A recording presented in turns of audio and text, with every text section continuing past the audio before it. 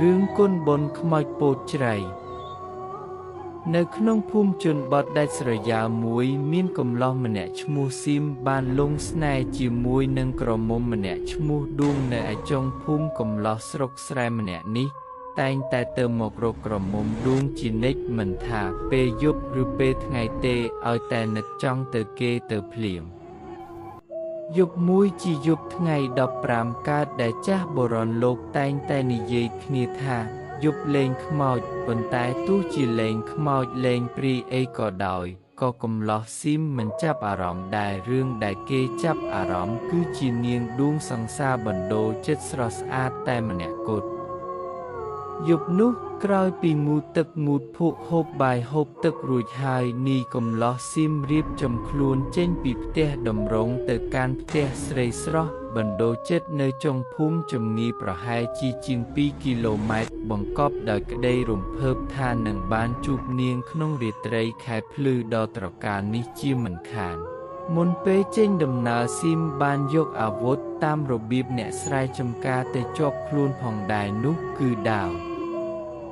ដួងច័ន្ទពណ៌ស្លាទុំកំពុងចរគ្រឿងនៅលើចុងឈើទីខាងកើតចែងចាំងពន្លឺគ្របដណ្ដប់ផ្ទៃដីស្រែដែលទើបនឹងច្រូតកាត់រួចថ្មីនៅសល់តែគល់ចិញ្ច្រាំងមើលទៅឃើញរាបស្មើដូចកំរាលព្រំ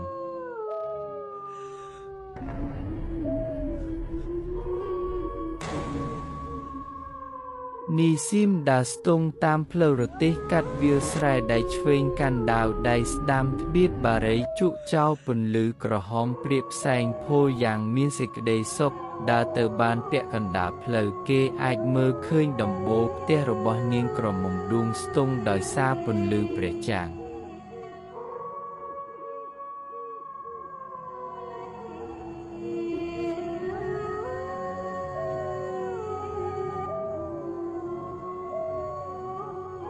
ភ្លាមនោះស្រាប់តែសំឡេងឆ្កែលូដោយគ្មានហេតុផលសំឡេងឆ្កែមិនមែនចេញពីក្នុងភូមិទេប៉ុន្តែជាសំឡេងលូនៅកណ្ដាលវាលស្រែទៅវិញនីស៊ីមខំប្រឹងងាកគ្របមើលតាមរយសំឡេងនោះតែមិនឃើញរូបរាងរបស់ឆ្កែសោះគេគិតក្នុងចិត្តម្នាក់ឯងថាកណ្ដាលវាលស្រែគ្មានផ្ទះមួយខ្នងផងឆ្កែនឹងវាមកពីណា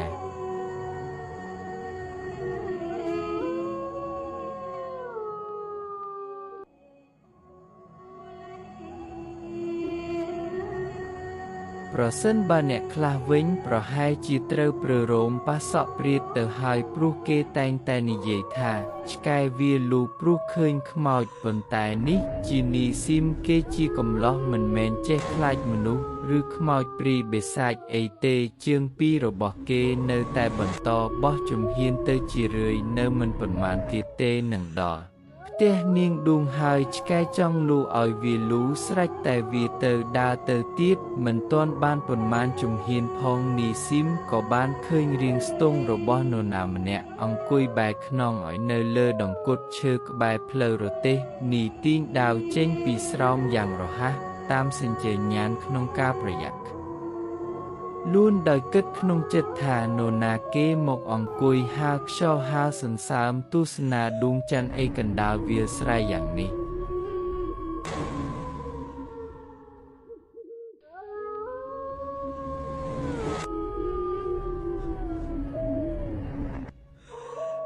លុះដើរទៅជិតដល់ទើបដឹងថាជាស្រីព្រោះសក់វែងស្មើចង្កេះនាងអង្គុយថ្មឹងបែរខ្នងដូចរូបចម្លាក់នីស៊ីមចោលកន្ទុយបារីក្បែរផ្លូវរទេះ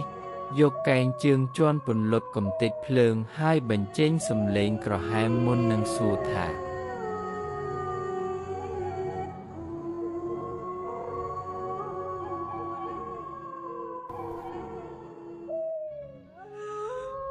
ណែប្អូនស្រីមកអង្គុយធ្វើអ្វីនៅទីនេះនាងម្នាក់នោះបែរមកឆ្លើយដោយសំឡេងវែងថាមកចាំជួបបងនឹងឯងឆ្លើយហើយក៏ក្រោកពីដង្គត់ឈើមកឈរលើផ្លូវរទេះស្ទាក់មុខនីស៊ីមនិងស្រីចម្លែកម្នាក់នោះឈរទល់មុខគ្នាចម្ងាយមួយហត្ថប៉ុណ្ណោះនីកំឡោះហាក់ដូចជាស្លុតវិញ្ញាណបន្តិច នៅពេលដែលឃើញស្រីស្រស់ដូចទេពកញ្ញាឈរស្ទាក់មុខយ៉ាងប្រហើននាកណ្ដាលព្រៃយ៉ាងដូចនេះនាយខំតាំងចិត្តជាថ្មីរួចសួរបន្តថា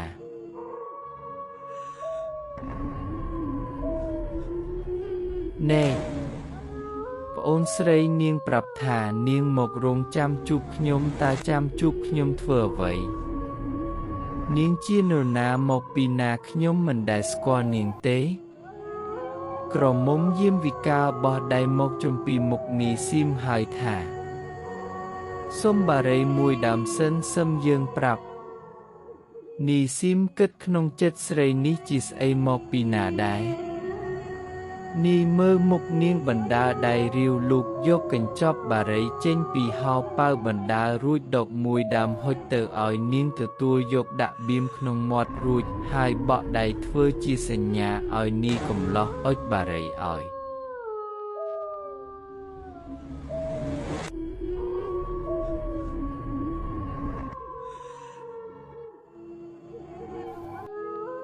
នាងបឺតផ្សែងចូលទៅក្នុងមាត់យ៉ាងវែងទើបបង្ហុយចេញមកផ្សែងទ្រប់ដូចផ្សែងភ្លើងគប់នាយស៊ីមសួរបន្តថានាងនៅក្រមុំអីចឹងចេះជក់បារីដែរនាងសាយកាច់ក៏មុននឹងឆ្លើយថាកាលពីមុនមិនចេះជក់ទេប៉ុន្តែដោយសារមានមនុស្សចេះតែយកមកសែងញឹកញាប់ពេកយូរខ្ញុំក៏ញៀនទៅនីស៊ីមថយក្រោយមួយជំហានភ្ញាក់នឹងសម្ដីមួយមាត់ដែលថាមានមនុស្សយកមកសែនទើបសួរនាងថានាងនិយាយថាមានគេយកមកសែងយ៉ាងម៉េចតើនាងជាស្អីហើយប្រាប់ខ្ញុំបានឬនៅថានាងមករងចាំខ្ញុំធ្វើអ្វីនាងយាមវិកាលចង្អុលទៅដើមជ្រៃធំកណ្ដាលវាលស្រែហើយប្រាប់ថាខ្ញុំនៅទីនោះជាង200ឆ្នាំហើយនរណាមានរឿងអ្វីតែងតែបន់ស្រន់ឲ្យខ្ញុំជួយពេលខ្ញុំជួយសម្រេចគេក៏នាំយកសំណាងផ្សេងមកលាបំណន់ក្នុងនោះខ្ញុំចូលចិត្តបារីជាងគេបំផុតនិយាយបានប៉ុណ្ណោះនាងក៏បង្អង់បើថ្នាំមួយហឺតទៀតចំណែកនាយស៊ីមវិញគេបានយល់ច្បាស់ថានាងជាខ្មោចកាន់ដើមពោតជ្រៃនោះឯងខ្ញុំមករងចាំបងក៏ដើម្បីប្រាប់ថាថ្ងៃនេះបងគុំទៅរកដួងអីហេតុអ្វីដួងជាស្រីស្អាតបរោះដែលលងស្នេហ៍ជាមួយនាងមានច្រើនអ្នកណាស់មិនមែនតែបងម្នាក់ឯងទេក្នុងនោះក៏មានកូនប្រធានភូមិម្នាក់ដែរដែលស្រឡាញ់នាងដួងប៉ុន្តែនាងដួងមានបេះដូងតែមួយសម្រាប់តែបងម្នាក់ប៉ុណ្ណោះយប់នេះអាឯងកូនប្រធានភូមិនាំដៃជើងរបស់វាទៅពួនស្ទាក់ចាំសម្រាប់បងត្រង់ច្រកផ្លូវចូលផ្ទះដួងប្រសិនបើបងទៅអាឯងនិងកូនចៅរបស់វានឹងសម្លាប់បងយ៉ាងពិតប្រាកដខ្ញុំដឹងថាបងមិនខ្លាចប៉ុន្តែបងតែម្នាក់ឯងទោះជាបងពូកែយ៉ាងណាក៏ដោយបាំខាងណាច្រើនជាងម្ខាងនោះជាអ្នកឈ្នះបងជឿខ្ញុំចុះគុំទៅអីនាំគ្រោះថ្នាក់បងនិងដួងជាគូនឹងគ្នាត្រូវតែបានរៀបការជាមួយគ្នាយ៉ាងពិតប្រាកដខ្ញុំឃើញបងជាមនុស្សល្អទើបខ្ញុំមកប្រាប់ខ្ញុំទៅហើយណារាងកាយរបស់ស្រីយាមវិការបាត់ខ្លួនទៅវិញព្រមជាមួយនឹងសូរឆ្កែលូនីស៊ីមបែរមុខទៅរកដើមពោធិ៍ជ្រៃលើកដៃប្រណម្យពោលពាក្យអរគុណមិនគួរឲ្យជឿក៏ត្រូវតែជឿក្រោយមកនីស៊ីមក៏បានរៀបការជាមួយនឹងនាងដួងយ៉ាងពេញចិត្តពួកគេនឹកដល់គុណអ្នកថែរក្សាដើមពោធិ៍ព្រមទាំងបានចំណាយធនធានធ្វើជាកូនខ្ទុំមួយយ៉ាងសង្ហាក្រោមដើមពោធិ៍ជ្រៃធំនោះនឹងបានទិញរបស់របរមកសែនឲ្យជាប្រចាំជាពិសេសគឺបារីរឿងកម្មពៀមានមែនក្រោយពីញ៉ាំបាយល្ងាចរួចសុភានិងស៊ុំដែលជាភរិយារបស់ខ្ញុំក៏នាំគ្នាចូលគេងតាមបន្ទប់រៀងខ្លួនយប់នេះជាវេនដែលខ្ញុំត្រូវគេងជាមួយស៊ុំក្រោយពីងូតទឹករួចហើយខ្ញុំក៏បើកទ្វារបន្ទប់ទៅរកស៊ុំនាងនៅក្នុងឈុតស្ដើងដោយមិនពាក់អាវទ្រនាប់ឬស្លៀកខោក្នុង ឡើយដូច្នេះហើយទើបអាចសម្លឹងឃើញគ្រប់កន្លែងផ្សេងនៃរាងកាយរបស់ស៊ុំបានយ៉ាងច្បាស់និស្ស័យរបស់ខ្ញុំរមែងមិនព្រមបិទភ្លើងទេនៅពេលដែលដេកជាមួយប្រពន្ធស៊ុំគេងនៅលើគ្រែរង់ចាំខ្ញុំជាស្រេចខ្ញុំដោះសម្លៀកបំពាក់ខ្លួនឯងចេញហើយក៏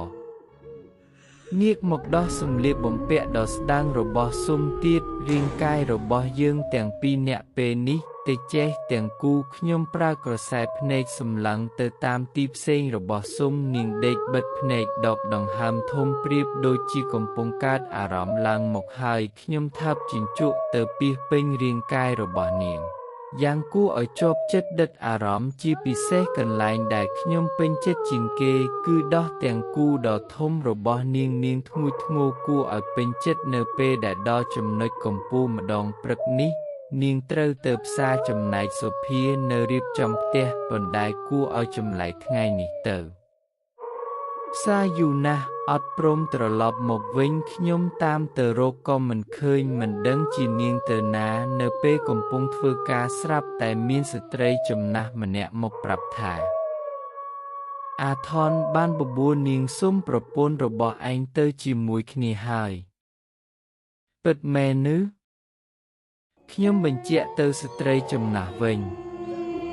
ពិតមែនណាយើងទៅកុហកឯងធ្វើអី3ថ្ងៃក្រោយមកខ្ញុំបានទទួលសម្បត្តិពិសេសមួយច្បាប់របស់ស៊ុំនាងសរសេរមកថាស៊ុំសូមលាបងហើយ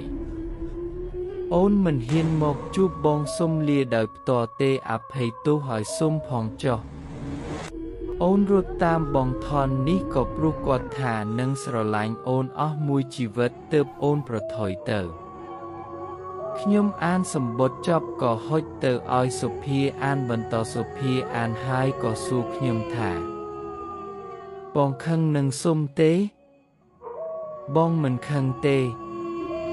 ប្រសិនបើទៅហើយមានសេចក្តីសុខនោះសុភាក៏អញ្ចឹងដែរបើទៅជាមួយអ្នកណាមានសេចក្តីសុខជាងនៅជាមួយបងក៏ទៅចុះ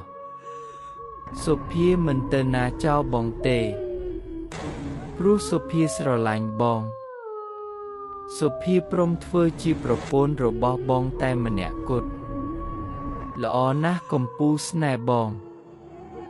ខ្ញុំដើរទៅរកសុភាអបថាបនាងដោយក្តីស្រឡាញ់មិនយូរប៉ុន្មានរាងកាយរបស់យើងក៏អស់សម្លៀកបំពាក់រលីងខ្ញុំចាប់សុភាឲ្យដេកផ្ងានៅលើគ្រែរួចទ្រោកពីលើរាងកាយរបស់សុភាថាបជារឿយតាមចំណុចសំខាន់នៅលើរាងកាយរបស់នាងពេលវេលាបានកន្លងផុតទៅខ្ញុំកំពុងតែដេកជាមួយសុភាត្រចៀករបស់ខ្ញុំក៏បាននិយាយសំឡេងហៅខ្ញុំក៏ចេញមកមើលថាតើជាអ្នកណាព្រោះសំឡេងយិតបង្អូរវែងដូចជាសំឡេងបិសាចខ្ញុំចេញមកមើលដល់ក្រៅផ្ទះក៏ឃើញពិតថាជាស៊ុំនោះឯងខ្ញុំញឹមចេញមកដោយរីករាយទឹកមុខរបស់ស៊ុំឡើងស្លេកដូចសុទ្ធស្ងោរនាងស្ថិតនៅក្នុងឈុតខោខៅបីនឹងអាវយឺតតុបមូលពេលនាងឃើញខ្ញុំក៏និយាយឡើងថាស៊ុំមកលាបងស៊ុំសុខសប្បាយទេខ្ញុំក៏សួរទៅវិញស៊ុំកំពុងទៅរកកន្លែងសុខសប្បាយហើយ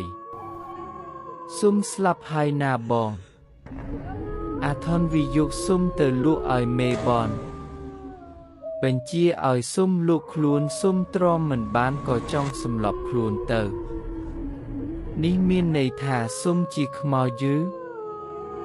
ខ្ញុំសួរទាំងភិតភ័យតែមិនមែនខ្លាចទេអាចមកពីទំនាក់ទំនងរបស់យើងពីមុនក៏ថាបានរួមទាំងការអាណិតអាសូរដល់ចតាកម្មរបស់នាងទៅវិញទេមែនហើយបង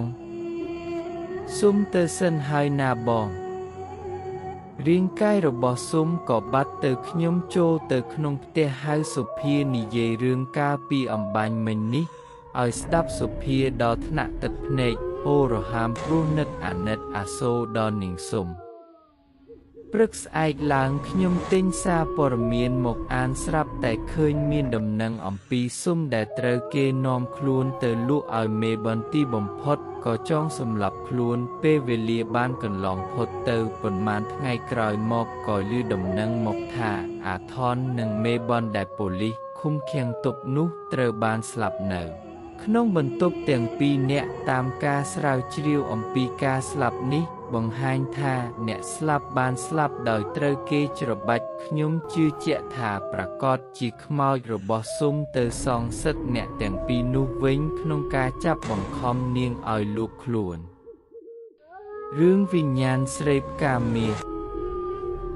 នាងឈូកជាស្រីស្រស់ស៊ីដាច់គេប្រចាំភូមិប៉ុន្តែគួរឲ្យស្ដាយដែលនាងជាស្រីមិនបរិសុទ្ធចាប់ពីពេញក្រមុំកាលណានាងលួចមានសង្សារមួយហើយមួយទៀតរាប់មិនអស់ទោះបីនាងស្រីសម្បូរប្រុសបន្តិចក៏ដោយប៉ុន្តែដោយសារសម្រស់ស្អាតនាងក៏បានរៀបការជាមួយនឹងបុរសម្នាក់ដែរជាកូនអ្នកមានជាងគេនៅក្នុងភូមិកូនកំលោះនោះមានអាយុជាង30ឆ្នាំទៅហើយក្នុងខាងដែលនាងទើបតែអាយុ15ឆ្នាំប៉ុណ្ណោះប្តីប្រពន្ធមួយគូនេះមានវ័យខុសប្លែកឆ្ងាយណាស់ហេតុនេះទើបសេចក្តីស្នេហារបស់គេទាំងពីរមិនសូវចុះសម្រុងនឹងគ្នាទេប៉ុន្តែដីនាងឈូកវិញស្រឡាញ់ប្រពន្ធដូចកែវភ្នែកព្រមទាំងប្រចែប្រចានមិនឲ្យប្រុសណាមកតាក់ទងឬនិយាយស្ដីអីជាមួយនាងជាដាច់ខាត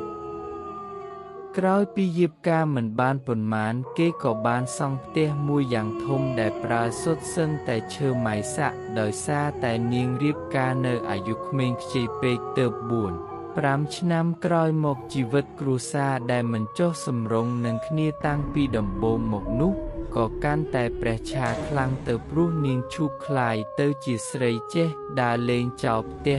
ដោយមិនគិតដល់នីតិខ្លួនជាមេផ្ទះឡើយប្តីរបស់នាងឈូកឈ្មោះអំណោយក្រោយមកអំណោយបានคล้ายទៅជាប្រធានភូមិទៀតលោកប្រធានភូមិអំណោយដឹងច្បាស់ថានាងឈូកជាប្រពន្ធចេះលួចមានសហាយដែរប៉ុន្តែទ្រាំលេបគ្រោះលេបថ្មក្រំគ្រីចិត្តតាមអ្នកឯងទៅ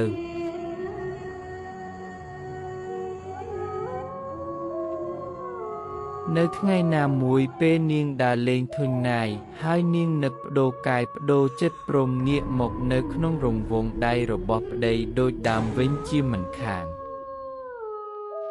ប៉ុន្តែលោកប្រធានភូមិអំណោយគិតខុសស្រឡះហើយព្រោះកាន់តែបណ្ដោយនាងឈូកកាន់តែភ្លើតភ្លើនឆ្ងាយទៅរហូតហើយលែងត្រឡប់ក្រោយទីបំផុតក៏រត់ទៅតាមប្រុសកំលោះម្នាក់បាត់ទៅលោកប្រធានភូមិអំណោយសោកសៅខូចចិត្តខ្លាំងណាស់មួយនឹកស្ដាយប្រពន្ធមួយខ្មាស់អ្នកស្រុកព្រោះខ្លួនមានងារជាប្រធានភូមិផងរហូតដល់ថ្ងៃមួយនាងឈូកក៏ត្រឡប់មកលន់ទូសារភាពកំហុសវិញលោកប្រធានភូមិអំណោយក៏ព្រមលើកទោសឲ្យនាងព្រោះយល់ថាយ៉ាងណាក៏ដោយនាងក៏ជាប្រពន្ធធ្លាប់រៀបការជាមួយគ្នាទោះបីជាអ្នកស្រុកចង់ពេបជ្រីឬសាយចំអប់យ៉ាងណាក៏ដោយក៏ស្រេចតែគេទៅចោះប៉ុន្តែនាងឈូកត្រឡប់មកលើកនេះស្រពាប់ស្រពោនខុសប្លែកពីមុនដែលនាងធ្លាប់តែរីករាយស្រស់បោះជាប់ជានិច្ចលោកប្រធានភូមិអំណោយមិនហ៊ានសួរដេញដល់ទេព្រោះក្រែងប៉ះពាល់ដល់ផ្លូវចិត្តរបស់នាងចម្លែកជាងនេះទៅទៀតនោះនាងឈូកដេកនៅតែក្នុងបន្ទប់មិនព្រមចេញទៅណាមកណាដូចពីមុនឡើយរាងកាយដ៏លើបរលោងស្រស់ថ្លារបស់នាងដែលលោកប្រធានភូមិអំណោយធ្លាប់បោះអង្អែលពីមុនមកក៏ប្ដូរទៅទ្រុឌទ្រោមស្ទាបលែងមានរសជាតិលោកប្រធានភូមិសង្កេតឃើញថាតាំងពីប្រពន្ធរបស់ខ្លួនត្រឡប់មកវិញថ្ងៃណាក៏ឃើញមានសត្វមៀមដ៏ធំមួយក្បាលមកទំនៅលើដំបូលផ្ទះជាប្រចាំភ្នែករបស់វាសម្លឹងឡង់គួរឲ្យខ្លាចអ្នកស្រុកទីនោះគេមានជំនឿថាបើមានសត្វមៀមមកទំនៅលើដំបូលផ្ទះដូច្នេះជាប្រផ្នូលថាមានគ្រោះអាក្រក់ព្រោះសត្វវនេះមានលក្ខណៈរបស់យមទូតនៃសេចក្តីស្លាប់ដែលមិនមែនជាមង្គលល្អឡើយអ្នកស្រុកនាំគ្នានិយាយគ្រប់មាត់ថាលោកប្រធានភូមិអំណោយកំពុងតែមានគ្រោះអាក្រក់ហើយដូច្នោះទើបលោកប្រធានភូមិចាត់ឲ្យមនុស្សទៅរកគ្រូស័យសាស្ត្រមកជំរាមមន្ទិលនៅក្នុងផ្ទះចោលពេលគ្រូស័យសាស្ត្រមកដល់ឃើញផ្ទះ ដែលសង់ដោយឈើម៉ៃសាក់មួយខ្នងធំរបស់លោកប្រធានភូមិគាត់ក៏រអ៊ូឡើងថាផ្ទះឈើម៉ៃសាក់វាសំរុំដល់ការអាស្រ័យរបស់វិញ្ញាណស្រីណាស់ដូច្នេះក៏កើតសង្ស័យលោកគ្រូមានន័យថាយ៉ាងម៉េចមានន័យថាផ្ទះនេះមានវិញ្ញាណខ្មោចស្រីនរណាភ្លាមនោះលោកគ្រូដែលមានមន្តអាគមពូកែក៏បានអញ្ជើញឡើងទៅលើផ្ទះ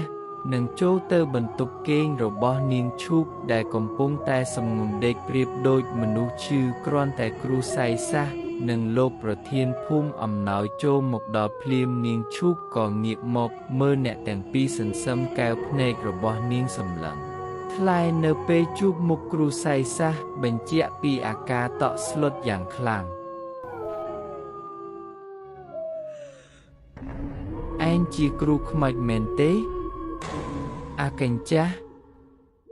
នាងឈូកស្រដីឡើងខុសពីសំឡេងធម្មតាដែលលោកប្រធានភូមិអំណោយធ្លាប់បាននៅពីមុនមកលោកប្រធានភូមិដល់ថ្នាក់ពូវរមនឹងសំដីប្រពន្ធពិតដូចជាសំដីអ្នកស្រុកនិយាយមែនបើសត្វមានទំលើផ្ទះនិងសញ្ញានៃភាពចង្រៃហើយសត្វមៀមនេះគឺជាយមទូតនៃសេចក្តីស្លាប់ផ្ទះឈើម៉ៃសាក់របស់លោកប្រធានភូមិអំណោយច្បាស់ជាមានវិញ្ញាណមកអាស្រ័យនៅយ៉ាងពិតប្រាកដវិញ្ញាណសាហាវនេះវាបានធ្វើឲ្យនាងឈូកផ្លាស់ប្ដូរទៅមកដល់ពេលនេះលោកប្រធានភូមិអំណោយជឿហើយថានាងឈូកត្រូវវិញ្ញាណខ្មោចព្រីចូលឬអាចជាយ៉ាងណាមួយជៀសមិនផុតទើបនាងត្រឡប់មកផ្ទះវិញទាំងសភាពខុសពីធម្មតាពីមុននាងឈូកជាមនុស្សរីករាយណាស់ប៉ុន្តែក្រោយពេលត្រឡប់មកសុំការប្រោសប្រណីពីប្តីអ្វីបានខុសប្រក្រតីទាំងអស់រហូតដល់លោកប្រធានភូមិជឿតាមសម្ដីអ្នកស្រុកហៅគ្រូសៃសាសមកដេញខ្មោចព្រីពីផ្ទះឈើម៉ៃសាក់រំដោះគ្រូភ័យពេលគ្រូសៃសាសបានឃើញនាងឈូកភ្លាមគាត់ដឹងច្បាស់ថានាងឈូកត្រូវវិញ្ញាណខ្មោចព្រីចូលហើយវិញ្ញាណនោះទៀតសោតមិនមែនជាវិញ្ញាណធម្មតាឡើយវាជាវិញ្ញាណរបស់ស្រីតណ្ហាក្រាស់ដែលត្រូវការអាស្រ័យនៅក្នុងរាងកាយរបស់នាងឈូកដើម្បីមកនៅក្នុងផ្ទះឈើម៉ៃសាក់នេះលោកប្រធានភូមិចេញទៅមុនសិនទៅហើយបិទទ្វារបន្ទប់ផងកុំភ្លេចថាទោះបីជាអ្វីក៏ដោយកុំភ័យហើយកុំចូលមកក្នុងបន្ទប់នេះប្រពន្ធរបស់លោកត្រូវវិញ្ញាណបោះខ្មោចព្រីចូលហើយពេលលោកប្រធានភូមិអំណោយចេញពីបន្ទប់ទៅគ្រូសៃសាសក៏លូកដៃចូលទៅក្នុងថង់យាមរាវរកវត្ថុខ្លាំងពូកែដែលបានរៀបចំទុកជាស្រេចនោះដើម្បីកំចាត់ខ្មោចព្រីគាត់សូត្រគាថាមួយសន្ទុះហើយក៏សួរទៅថាប្រាប់មកថាឯងជាអ្នកណានាងខ្មោចនិយាយចប់គ្រូសៃសាសក៏ចូលទៅរករាងកាយដែលកំពុងដេកស្ដោកលើគ្រែពេលនោះរាងកាយរបស់នាងឈូកក៏ងើបអង្គុយឡើងនិងសាយចំអកដាក់គ្រូសៃសាសវិញក្រោយពីគ្រូខ្មោចសូត្រគាថានាងឈូកក៏ចាប់ផ្ដើមខ្វល់ខ្វាយធ្វើរោគដូចជាបំរុងក្រោកចេញពីបន្ទប់ទៅប៉ុន្តែគ្រូសៃសាសលើករំពាត់ផ្ដៅវត្តស្ទាក់ពីមុខព្រមទាំងគំរាមថានាងខ្មោចចង្រៃហេតុអ្វីក៏មកសាងភាពក្តៅក្រហាយដល់ម្ចាស់ផ្ទះនេះឆាប់ចេញពីរាងកាយរបស់គេទៅបើមិនចេញទេអញនឹងវាឯងដោយរំពាត់ផ្ដៅនេះហើយនិយាយចប់គ្រូសៃសាសក៏លើករំពាត់ផ្ដៅវិវត្តទៅលើរាងកាយរបស់នាងឈូកសំឡេងនាងឈូកស្រែកធ្ងួចធ្ងរដោយក្តីឈឺចាប់អូយជួយប្រពន្ធផងលោកប្រធានភូមិទៅណាហើយមកជួយប្រពន្ធផងអូយ សំឡេងរបស់នាងស្រែកសុំជំនួយពីលោកប្រធានភូមិអំណោយដែលកំពុងតែរង់ចាំស្ដាប់ការបង្កាបខ្មោចនៅខាងក្រៅបន្ទប់សំឡេងធ្ងរយ៉ាងអាណោចអាថមធ្វើឲ្យលោកប្រធានភូមិទ្រាំមិនបានក៏ប្រញាប់បើកទ្វារចូលទៅពេលមើលទៅឃើញគ្រូសៃសាសកំពុងតែវិវត្តប្រពន្ធដូច្នេះនឹកអាណិតក៏ចូលទៅហាមឃាត់ភ្លាមទាំងភ្លេចបម្រាមរបស់គ្រូសៃយាសាសមុននេះបានហើយខ្ញុំសូមអង្វរលោកគ្រូឈប់វីឈប់ប្រពន្ធខ្ញុំទៅវាជាវិញ្ញាណចង្រៃមិនមែនជាប្រពន្ធរបស់លោកទេកុំហាមអីខ្ញុំនឹងដេញវិញ្ញាណស្រីពេស្យាឲ្យចេញពីរាងកាយឥឡូវនេះប្រាប់មកមីខ្មោចចង្រៃឯងជាអ្នកណានាងឈូកមិនហើបមាត់ប៉ុន្តែក្រសែភ្នែកនាងវិញបានអង្វរឲ្យលោកប្រធានភូមិជួយហាមគ្រូខ្មោចកុំឲ្យវិវត្តទៅលើរាងកាយនាងប៉ុន្តែរំពាត់ផ្ដៅនៅតែបន្តសំពងទៅលើរាងកាយរបស់នាងឈូកក៏សន្លប់បាត់ស្មារតីទៅព្រោះតែឈឺចាប់ពេកវិញ្ញាណស្រីពេស្យានោះក៏ហោះចេញពីរាងកាយរបស់នាងឈូកទៅដែរជាមួយគ្នានោះសត្វមៀមដែលមកទុំនៅលើដំបូលផ្ទះស្រែកលាន់ទ្រហឹងគួរឲ្យព្រឺខ្លាចមុននឹងត្រដាងស្លាប់ហោះហើរចេញទៅនៅពេលដែលសត្វមៀមហើរចេញពីដំបូលផ្ទះទៅជាមួយនឹងវិញ្ញាណរបស់ខ្មោចព្រាយនោះគ្រូសៃសាសក៏ងាកមកមើលរាងកាយរបស់ឈូកដែលកំពុងតែដេកស្ងៀមនៅក្នុងបន្ទប់លោកប្រធានភូមិត្រូវកាត់ចិត្តណាស់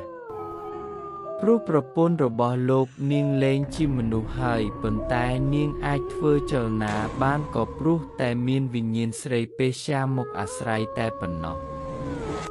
លោកប្រធានភូមិអំណោយបានទទួលពាក្យពន្យល់ប្រាប់ពីគ្រូសៃសាសទៅថានាងឈូកបានស្លាប់ជាយូរមកហើយព្រោះពេលដែលដេញវិញ្ញាណខ្មោចស្រីពេស្យានោះចេញទៅនាងឈូកក៏លែងមានសភាពជាមនុស្សទៀតដើម្បីឲ្យកាន់តែប្រកបក្នុងចិត្តគ្រូសៃសាសក៏ទាញខ្សែមុនម្យ៉ាងចេញពីថង់យាមរួចបិទភ្នែកសូត្រគាថាសមាធិខ្សឹបមួយសន្ទុះស្រាប់តែរាងកាយរបស់នាងឈូកដែលកំពុងតែដេកស្ងៀមនោះក៏ភ្ញាក់ហៀកស្រែកធ្ងោរួចក៏คล้ายទៅជាផ្សែងហោះមកចូលក្នុងដបដែលលោកគ្រូសៃសាសកំពុងតែកាន់នៅក្នុងដៃចំណែករាងកាយរបស់នាងឈូកក៏លីបាត់ទៅផងដែរ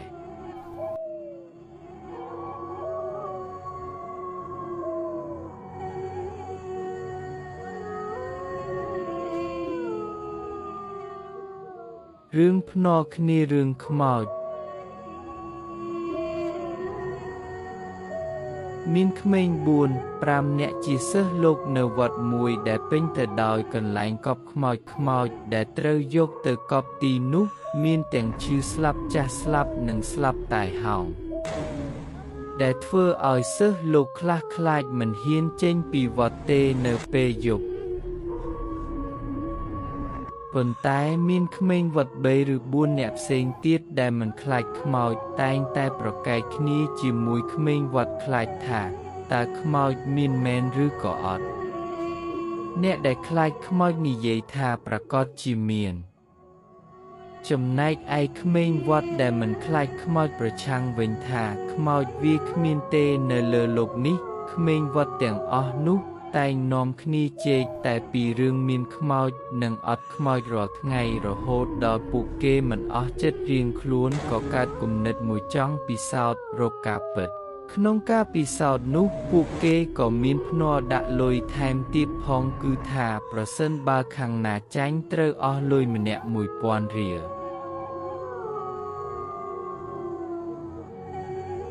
ពេលដែលយល់ព្រមគ្នារៀបរយហើយយប់នេះគេរង់ចាំព្រះសង្ឃសូត្រមិនចប់និងនិមន្តឡើងលើកុដិអុសពួកក្មេងវត្ត4នាក់បាននាំគ្នាសម្ដៅទៅវាលកប់ខ្មោចដែលពេលនោះម៉ោងប្រហែលជាង10ហើយលក្ខខណ្ឌរបស់ពួកគេគឺគេឲ្យអ្នកដែលនិយាយថាខ្មោចមិនមាននៅក្នុងលោកនេះ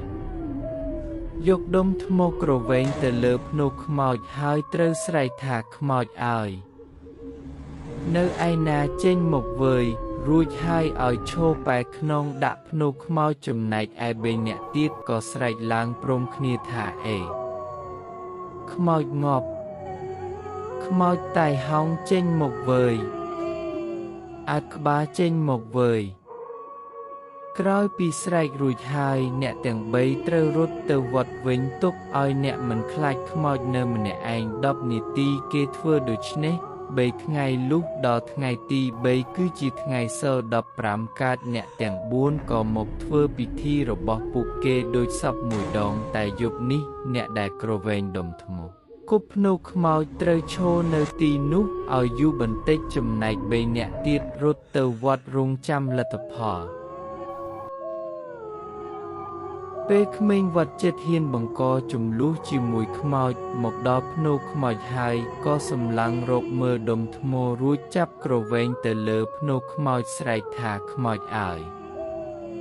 ខ្មោចតែហោងចេញមកវើយអញចង់ឃើញណាស់ពេលដែលស្រែកហើយក៏ឈប់បែរខ្នងដាក់ភ្នូខ្មោចដូចពីដំបូងដែរប៉ុន្តែយប់នេះក្រៅពីស្ងាត់ខុសធម្មតាស្រាប់តែសុកសូរសំឡេងក្អែកក៏លាន់ឮឡើងកាក់ថែមទៀតក្មេងវត្តចិត្តហ៊ានអន់ក្បាលចុះសម្លឹងតាមចន្លោះជើងរបស់គេមើលទៅភ្នូខ្មោចពេលនោះគេក៏ឃើញរបស់ដែលគេមិនធ្លាប់ឃើញតាំងពីមុនមកធ្វើឲ្យចិត្តរបស់គេញាប់ញ័រជាពន់ពេកគេបានឃើញមនុស្សខ្លះអង្គុយខ្លះឈរពាសពេញភ្នូខ្មោចមានខ្លះបក់ដៃហៅគេឲ្យចូលទៅរកនិងខ្លះទៀតកំពុងតែដើរមករកគេទាំងមុខមាត់គួរឲ្យខ្លាចទាំងមុខមាត់និងជះក្លិនស្អុយចង់ក្អួត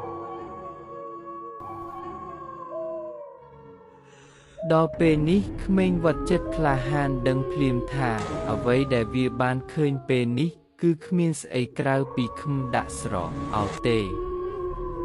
ក្មេងវត្តចិត្តក្លាហានព្យាយាមងើបមុខឡើងតែវាងើបមិនរួចសោះដូចជាមានអ្វីមកសង្កត់ជាប់ប្រងស្រែកហៅគេឲ្យមកជួយតែស្រែកមិនរួចភ្នែកវានៅតែសម្លឹងឃើញច្រមុះធំក្លិនស្អុយចង់ដាច់ខ្យល់ស្លាប់ហើយខ្លាចក៏ខ្លាចទៀតហ្វូងខ្មោចកាន់តែដើរមកចិត្តបន្តិចម្ដងឃើញទឹកឈាមនិងទឹកលឿងហូរស្រោចស្រពាសពេញដងខ្លួនមុននឹងវាដួលសន្លប់ក្មេងចិត្តក្លាហានចាំបានជាប់នឹងភ្នែកថាឃើញជើងខ្មោចមានតែឆ្អឹងស្គូសឈរប្រងព្រាតក្បែរខ្លួនវាព្រមទាំងសាច់លាន់ត្រហឹងអឹងអាប់ពេលដឹងស្មារតីឡើងនៅម៉ោង12វាបើកភ្នែកព្រមឃើញព្រះសង្ឃព្រមទាំងក្មេងវត្តជាច្រើនអ្នកឈរចោមរោមមើលមកវាម្ដងនេះវាអស់ទាំងលុយភ្នាល់1000រៀលថែមទាំងភ័យតតែសន្លប់ថែមទៀត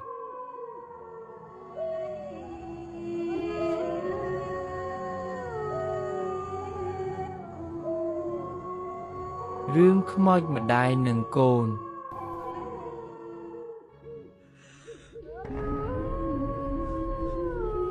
ការរីកចម្រើនលូតលាស់ធ្វើឲ្យកើតមានភាពងាយហើយភាពងាយស្រួលក៏ធ្វើឲ្យមនុស្សទៅមករកគ្នាបានយ៉ាងលឿនដែរកាលពីមុនមនុស្សយើងធ្វើដំណើរទៅណាមកណាដោយជើងផ្ទេរឬដោយរទេះតែប៉ុណ្ណោះរឿងដែលខ្ញុំនឹងនិយាយចែកជូនប្រិយមិត្តអ្នកអានមួយរឿងនេះគឺជារឿងដែលជីតារបស់ខ្ញុំបាននិយាយឲ្យស្ដាប់គាត់បាននិយាយថាកាលពី70ឆ្នាំមុនគមនាគមន៍នៅក្នុងភូមិរបស់ខ្ញុំមិនងាយដូចសពថ្ងៃឡើយការទៅមករកគ្នាត្រូវអាស្រ័យការដើរអស់រយពេលជាច្រើនម៉ោងច្រើនថ្ងៃច្រើនខែទម្រាំនឹងដល់គោលដៅការធ្វើដំណើរទៀតសោតត្រូវដើរកាត់ព្រៃជ្រៅពេលខ្លះជាព្រៃដែលពោរពេញទៅដោយគ្រោះថ្នាក់ជាច្រើនយ៉ាងដូចជាខ្លាពស់គ្រុនចាញ់ជាដើមពេលខ្លះទៀតត្រូវដើរឆ្លងកាត់ជ្រោះជ្រលងដងអូស្ទឹងព្រែកនិងពេលខ្លះទៀតត្រូវដើរឆ្លងភ្នំផងក៏មានការធ្វើដំណើរម្ដងត្រូវតែមានមិត្តភក្តិគ្នាទៅជាមួយជាច្រើនអ្នកស្រណុកពេលមានហេតុការណ៍អ្វីកើតឡើងក្នុងព្រៃពេលធ្វើដំណើរទៀតសោតត្រូវប្រយថ្នាពាក្យសម្ដីឲ្យមែនតែនមិនអាចនិយាយលេងផ្ដេសផ្ដាសដូចនៅស្រុកភូមិបានឡើយ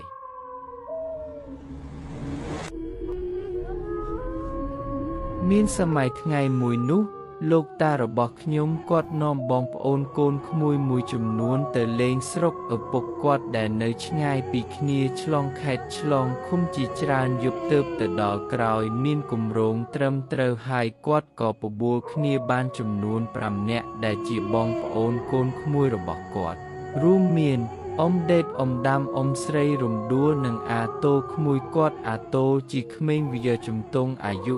18ឈានចូល19ឆ្នាំជាវ័យដែលកំពុងតែចង់សាកល្បងនឹងគ្រោះភ័យស្រាប់ការធ្វើដំណើរបានចាប់ផ្ដើមឡើងនៅពេលដែលព្រលឹមងឹតក្រោយពីគ្រប់គ្នាបានលាបងប្អូនប្រពន្ធកូនរួចជាស្រេចគ្រប់គ្នាដាស់តឿនមុនជាស្រេចថាពេលកំពុងធ្វើដំណើរកាត់ព្រៃហាមនិយាយបោកបញ្ឆោតគ្នាលេងផ្ដេសផ្ដាសជាដាច់ខាត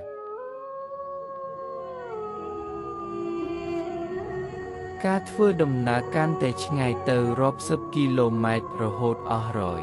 ពេល3ថ្ងៃទើបបានមកដល់ភ្នំមួយមុននឹងធ្វើដំណើរឆ្លងភ្នំនោះក៏ដល់ពេលជិតយប់ទៀតទៅហើយគ្រប់គ្នាក៏រកកន្លែងសម្រាកទីនោះសិនរៀបចំដាំស្លញ៉ាំបាយញ៉ាំទឹករួចក៏នាំគ្នាសម្រាកទៅដោយសារអស់កម្លាំងពីការធ្វើដំណើរពេញមួយថ្ងៃម្នាក់គេងលក់ស្រួលណាស់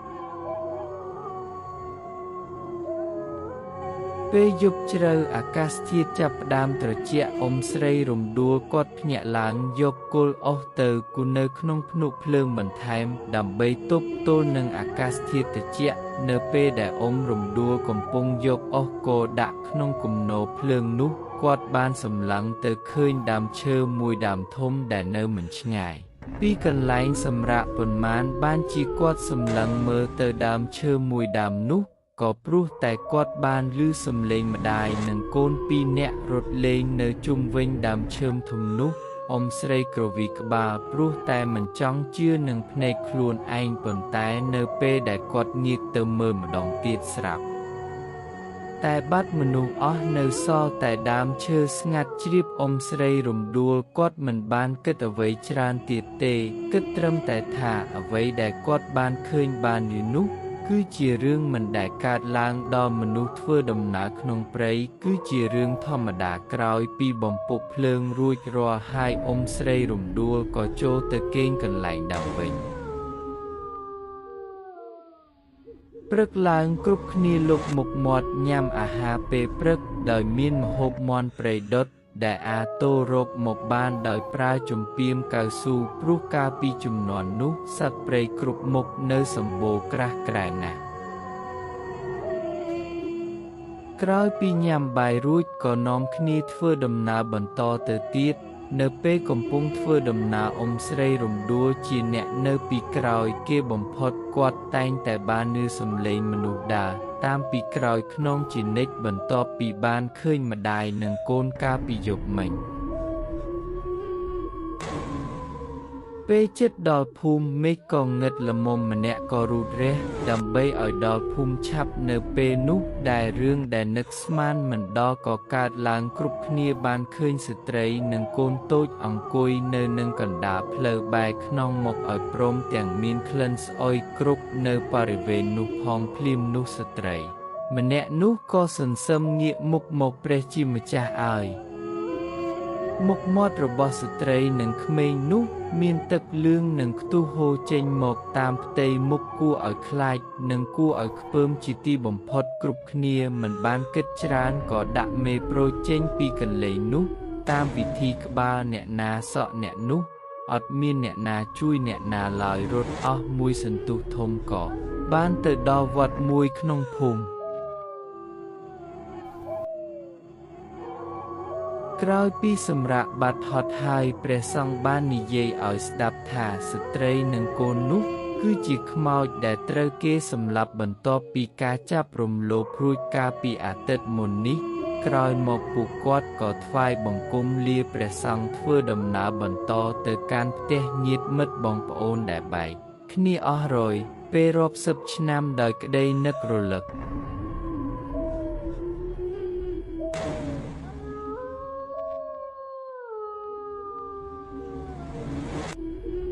រឿងលៀបថ្ងៃសៅរ៍ត្រូវប្ដូរនឹងជីវិត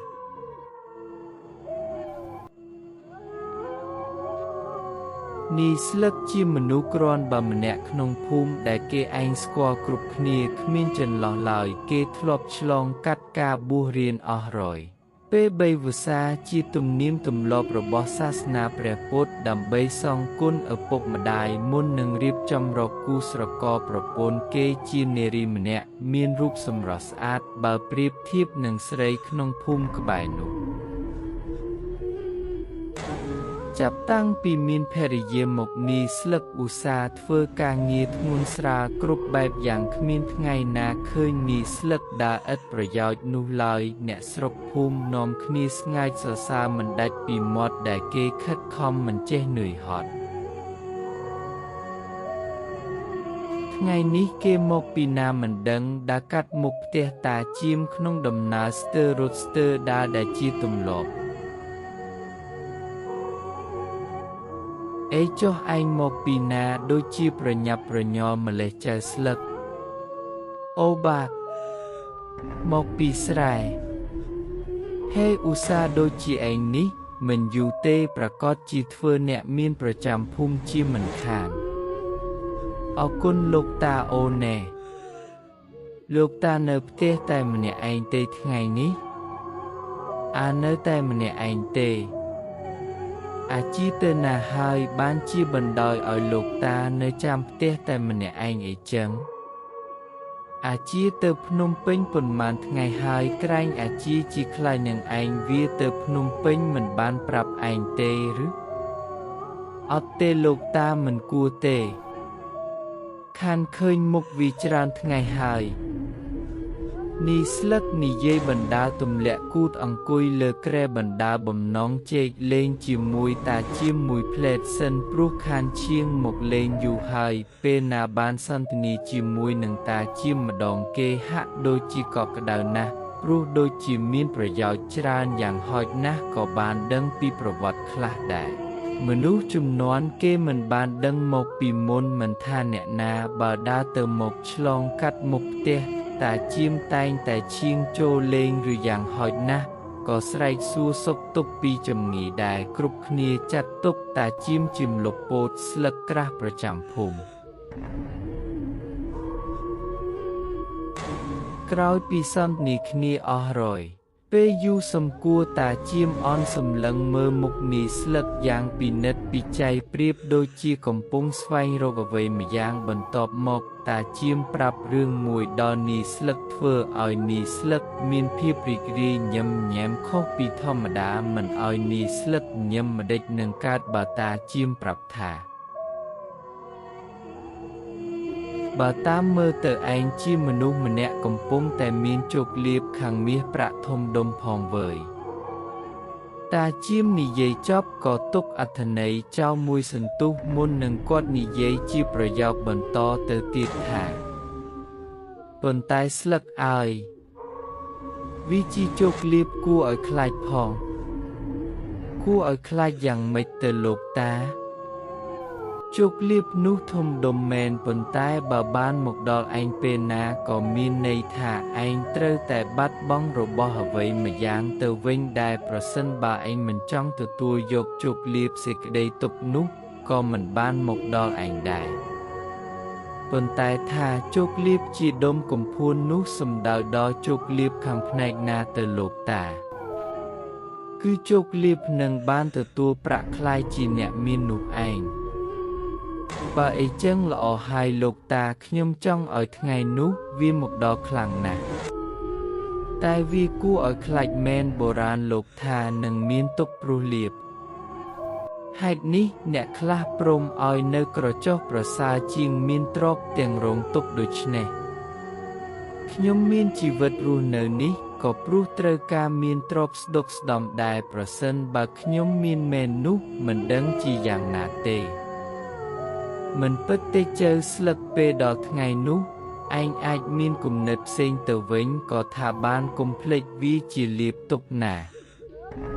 ការសន្ទនាថ្ងៃនោះដំណើរការទៅដោយភាពកក់ក្ដៅរហូតនីស្លឹកភ្លេចគិតទៅថាពេលបានលាភជាដុំកំភួននោះ វានឹងកើតសេចក្តីទុក្ខឡើងក្នុងពេលនោះដែរគេនឹកស្រមើស្រមៃទៅដល់ជោគលាភនេះដោយមានជំនឿថាទំនាយរបស់តាជាមយ៉ាងម៉េចគឺយ៉ាងនោះហើយសេចក្តីសង្ឃឹមបានធ្វើឲ្យមនុស្សឧស្សាហ៍ព្យាយាមដូចជានីស្លឹកคล้ายទៅជាមនុស្សលេះលោះ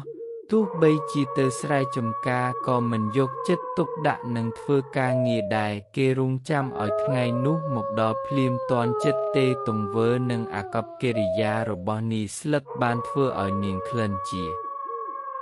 ភរិយាចាប់ផ្ដើមមើលឃើញកំហុសឆ្គងនីស្លឹកមិនបានបរិយាយអ្វីឲ្យលម្អិតឡើយនីស្លឹកដេកចាំប្រេងវាសនាតាំងពីខែប្រាំងរហូតដល់ខែវស្សានីស្លឹកតែងឈៀងមកលេងផ្ទះតាជាមញឹកញាប់ប៉ុន្តែមិនហ៊ានសួររំលឹកអំពីជោគលាភរបស់ខ្លួនដែរតាជាមបានក្រើនទូលមានម្ដងថាគុំទៅគិតពេកអ្វីដែលជារបស់យើងគង់តែបានទេថ្ងៃមួយផ្ទៃមេឃងឹតសលប់ក៏សត្វអណ្ដែតរីប៉ាយពីពេញមេឃទឹកភ្លៀងចាប់ផ្ដើមបង្អុរចុះមកនីស្លឹកធ្លាប់តែសប្បាយចិត្តនឹងទឹកភ្លៀងរាល់ឆ្នាំនោះបែរជាលែងរវីរវល់ដល់ទៀតហើយគិតតែម្យ៉ាងប៉ុណ្ណោះរងចាំជោគលាភនឹងមកដល់នៅពេលណាមួយតាមទំនាយរបស់តាជាមប៉ុន្តែគេចាំហើយចាំទៀតទីបំផុតភាពអត់ធន់នឹងការទ្រាំចាំហាក់ដូចជាថមថយទៅគេស្រែកលាន់រំពងប្រណាំងនឹងស្នូភ្លៀងផ្គររន្ទះថាហេតុអីវើយទេវតាមេឃដីខ្មោចព្រាយបិសាចអារុកអារៈអ្នកតាខ្មោចព្រៃខ្មោចស្រុកងាប់ទៅណាអស់ហើយហេតុអីអាស្លឹកដូចអញនេះត្រូវមកក្រលំបាកទាំងអញនេះនឹងត្រូវមានវាសនាខ្លាយជាអ្នកមានតើពេលណាជោគលាភនោះនឹងមកដល់អញយប់នោះក្រោយពីបាយល្ងាចរួចនីស្លឹកឡើងទៅចងមុងដេកតាំងពីក្បាលប្រលប់ដោយសារគិតរឿងជោគលាភសំបីតែភរិយាស្រស់ស្អាតក៏គេលែងគិតដែរថែមទាំងពេលនាងមានផ្ទៃ5-6 ខែទៅហើយផងផ្ទុយទៅវិញគេនឹកទៅដល់កូននៅក្នុងផ្ទៃភរិយាថាបើគុំតែក៏ដូច្នេះគុំអីកូនដែលកើតមកនឹងក្លាយជាអ្នកអស្ចារ្យមានអនាគតចេះត្រចង់និងមានការសិក្សាខ្ពស់ជាងអ្នកណាទាំងអស់ក្នុងភូមិគេស្រមើស្រមៃបណ្ដាយកដៃអពុះភរិយាបណ្ដាមិនយូរប៉ុន្មានស្រាប់មានអ្វីម្យ៉ាងកើតឡើងជាមួយនឹងគេដូចជាកំពុងដេកលក់ប៉ុន្តែមិនមែនលក់ទេព្រោះនៅបានឮសូរសំឡេងរបស់អ្នកណាម្នាក់ស្រែកហៅគេនៅជណ្ដើរផ្ទះនីស្លឹកគ្រាន់តែងើយមើលក៏ឃើញមនុស្សម្នាក់នៅឈរក្បែរជណ្ដើរជនម្នាក់នោះបន្តថាចង់មានតាមអញមកដោយសារជននោះជាមនុស្សចម្លែកធ្វើឲ្យនីស្លឹកនឹកគិតថាគួរទៅរអត់ណាស់គេមិនទាន់នឹកសម្រេចចិត្តបានផងជើងរបស់គេក៏បោះជំហានចុះពីលើជណ្ដើរផ្ទះដើរតាមជនម្នាក់នោះទៅហើយនីស្លឹកមានអារម្មណ៍ថានៅពេលនោះគេកំពុងឈានជើងដើរចេញពីក្នុងភូមិឆ្លងកាត់វាលស្រែឃើញផ្លូវស្ទង់នៅសងខាងផ្លូវស្ងាត់ជ្រុងគ្មានឬសំបីតែសំឡេងសត្វតូចតាចយំ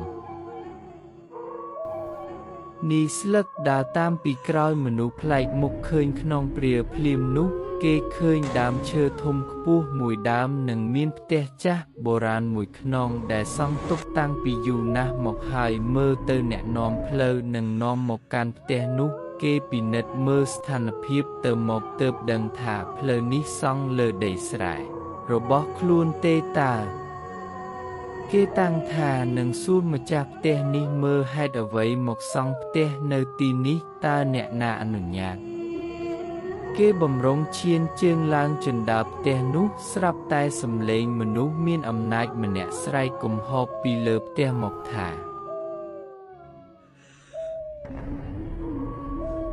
អាស្លឹកឯងកុំប្រហើនពេកនីស្លឹកភ្ញាក់ព្រឺតឈប់ងក់ព្រោះសំឡេងនោះព ពោពេញដោយអំណាចរាងកាយម្ចាស់សំឡេងបង្ហាញរាងចេញមកតាមទ្វារគេជាបុរសមាឌធំភ្នែករាងកាយសំនឹងសំឡេងនិងតកាយជាមនុស្សបុរាណដូចទូលខោនឥតខុសសក់របស់គាត់សព្រាតប៉ុន្តែកម្លាំងព្រលឹមនៅមមមួនសម្បើមណាស់នេះស្លឹកស្លុតស្មារតីមិនហ៊ាននិយាយស្ដីនិងមិនហ៊ានសម្លឹងមើលភ្នែករបស់បុរសកំណាចនោះទៀតឯងចង់មានដូចអាជាមវាប្រាប់ណាស់ទៅនេះស្លឹកមិនតបព្រោះប្រមូលសត្វមិនទាន់បានពាក្យសម្លុតបានសន្ធប់លាន់ឡើងមកជាលើកទី2អញសួរហេតុអ្វីឯងមិនឆ្លើយអញដឹងថាឯងត្រូវការដូចអាជាមវាប្រាប់នេះស្លឹកតបទៅទាំងរញ៉េញ៉រដាក់រដប់ដូចមានអ្វីស្ទះដើមមកបាទមិនទាន់ផុតមាត់ស្រួលផងសំឡេងសាយចំអករបស់បុរសចំណាស់នោះលាន់ឡើងម្ដងទៀត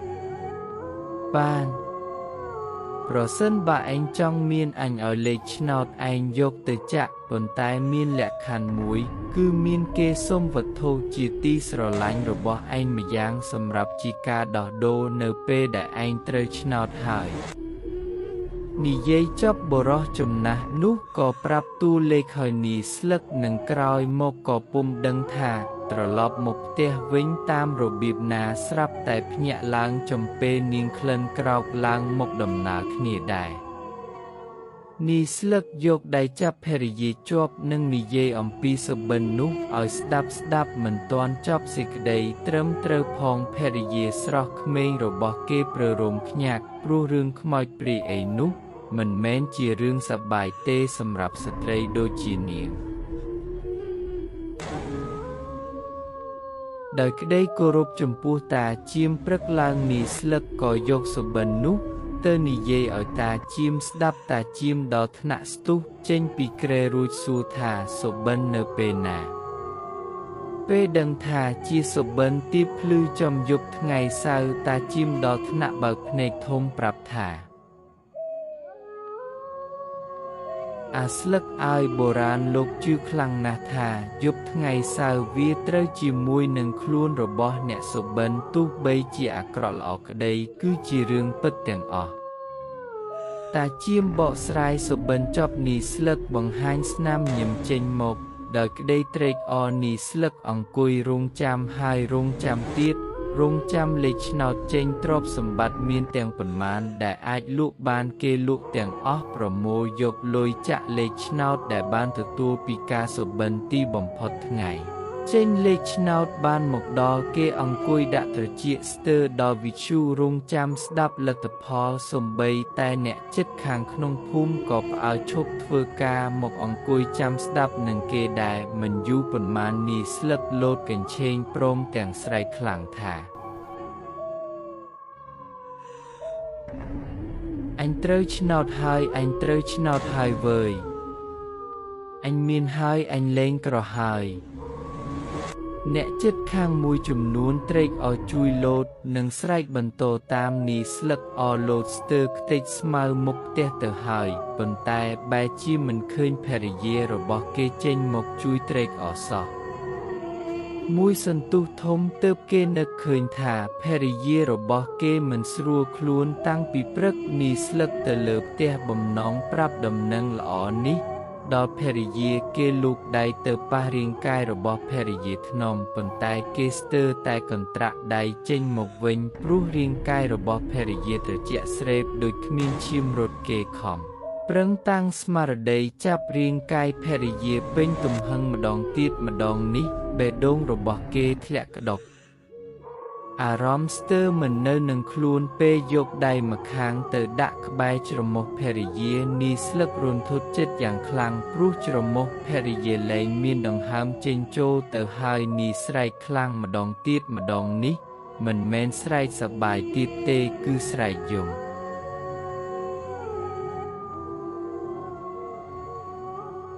ក្លិនអូន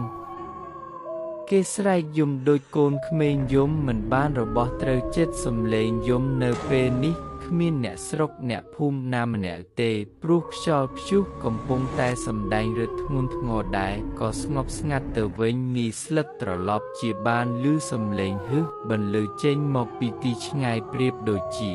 សំឡេងបិសាចសាហាវកំពុងតែសើចដោយក្តីពេញចិត្តអ្វីដែលឯងសុំអញឲ្យហើយចុះនៅពេលអញសុំឯងវិញហេតុអ្វីក៏ឯងស្រែកយំវើយហឺហាស់នីស្លឹកស្ទើរតែបិទត្រចៀកទាំងសងខាងមិនចង់ឬសំឡេងនោះទេ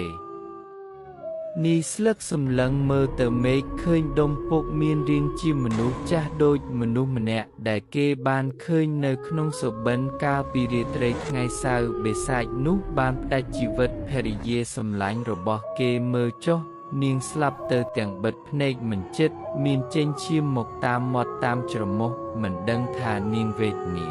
យ៉ាងណាទេមុនពេលផុតដង្ហើមយកទៅវិញទៅអញលែងត្រូវការហើយអញលែងចង់មានហើយយកប្រពន្ធមកឲ្យអញវិញគ្រាន់តែនិយាយបានប៉ុណ្ណឹងនីស្លឹកក៏ខ្យល់ក្ដួលសន្លប់បាត់ស្មារតីទៅក្រោយពេលភ្ញាក់ដឹងខ្លួនវិញបែរជាខូចអារម្មណ៍លបសិតអ្នកភូមិភាគច្រើនយល់ថានីស្លឹកសប្បាយចិត្តនឹងត្រូវឆ្នោតខ្លាំងពេកក៏ប្រញាប់ទៅដាស់ប្រពន្ធដែលកំពុងដេកឲ្យមកសប្បាយជាមួយគ្នារហូតមានការជ្រុលជ្រោះដល់ថ្នាក់ច្របាច់ក៏ប្រពន្ធស្លាប់ទេប៉ុន្តែមានអ្នកខ្លះបានដឹងហេតុការណ៍ច្រើនជាងនេះសន្មតថាការស្លាប់របស់ប្រពន្ធនីស្លឹកជាធ្នូដូរលេខឆ្នោតដែលនីស្លឹកចាក់ត្រូវនោះនីស្លឹកខូចចិត្តពេកទៅជាឈួតឡប់លែងដឹងអីនឹងមិនយូរប៉ុន្មានក៏ស្លាប់ទៅតាមប្រពន្ធដែរទៅ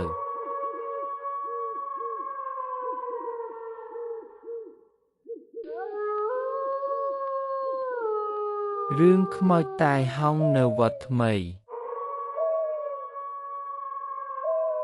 នៅក្នុងភូមិរបស់ខ្ញុំមានវត្តមួយមានឈ្មោះថាវត្តថ្មីតាំងពីដើមមកវត្តនេះមានភាពសុខសាន្តណាស់មិនដែលមានយូសូមានខ្មោចមានព្រាយអីមកពីណាទេប៉ុន្តែក្រោយមកវត្តនេះក៏ល្បីថាមានខ្មោចសាហាវធ្វើឲ្យអ្នកភូមិខ្លាចរអាគ្រប់គ្នាខ្មោចសាហាវនោះជាខ្មោចរបស់ក្មេងស្រីសិស្សសាលាម្នាក់ដែលស្លាប់នៅពេលធ្វើពលកម្មសម្អាតសាលារៀនការធ្វើពលកម្មនោះមានប្រើចបកាប់បង្គីនិងកាំបិតដោយសារគ្មានការប្រុងប្រយ័ត្នតាមនិស្ស័យក្មេងប្រុសវាឆ្កាព្រៃវាសកាំបិតខ្លាំងពេកធ្វើឲ្យជ្រុលដៃវិលមួយជុំ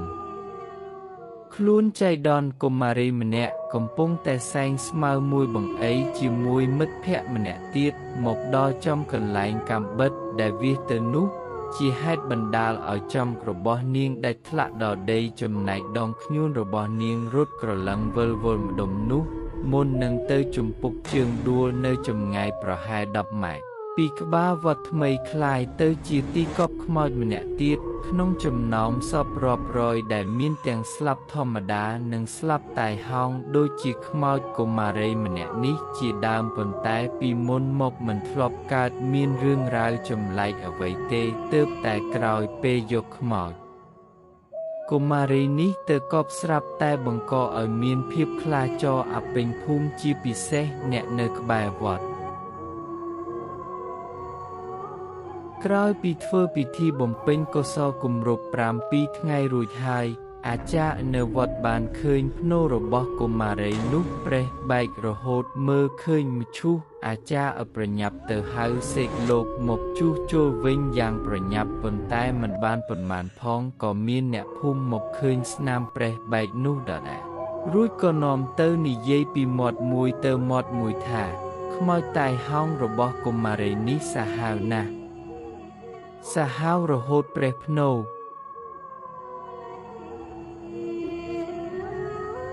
វត្តថ្មីคล้ายជាផែនដីនៃភាពអាថ៌កំបាំងធ្លាក់នៅក្រោមអំណាចនៃភាពសាហាវរបស់វិញ្ញាណខ្មោចតៃហោងដែលចាប់ផ្ដើមសម្ដែងរឹតដ៏គួរឲ្យរន្ធត់រហូតគ្មានអ្នកណាម្នាក់ហ៊ានដើរកាត់ភ្នូរក្មេងស្រីនោះឡើយសូម្បីតែកណ្ដាលថ្ងៃចេសក៏ដោយនៅពេលយប់ខ្លះមានគេបានរសូរ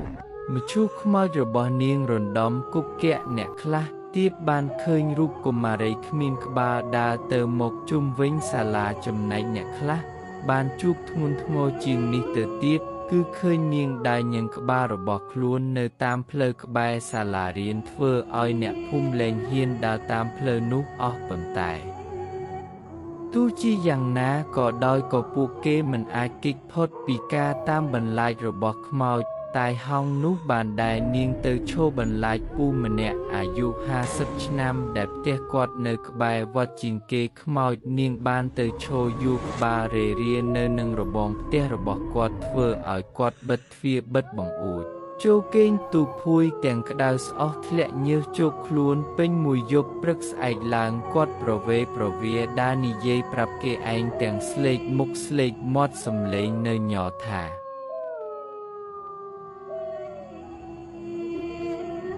កាលពីយប់មិញខ្ញុំត្រូវខ្មោចដាច់ក្បាលវាមកចាត់ការដេកអត់លក់មួយយប់ទៅជួបវាណែណាគឺវាមករកខ្ញុំដល់ផ្ទះតែម្ដងនឹងណាយប់មិញនេះអាកាសធាតុក្តៅអួរអាប់ណាស់មិនអញ្ចឹង